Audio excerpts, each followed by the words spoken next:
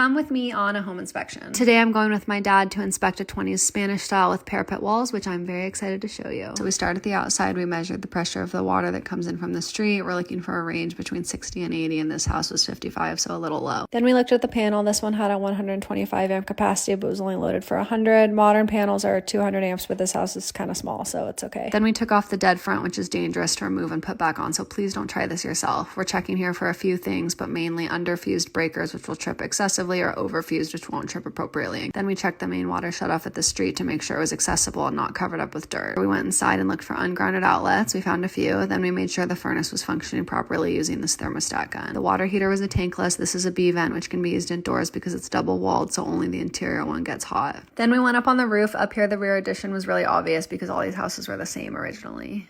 This is a modified bitumen roof with about a 412 pitch, which is the rise over run, with parapet walls and integrated gutters, both which invite water intrusion. So maintenance on this type of roof, even when it's not technically a low slope, is extra important. Both neighboring roofs had composition shingles with modified bitumen around the gutter portion, but comp shingles are not waterproof while mod bit is. One was installed incorrectly with the mod bit under the comp shingles. The other neighbor had their roof correctly installed with mod bit over the shingles to discourage water intrusion. The roof of the subject property was in okay shape, but it had these bubbles from poor application which can crack and allow water in. Then it was time to crawl. I didn't really want to because I was traumatized by a rat recently, but it was my dad's birthday.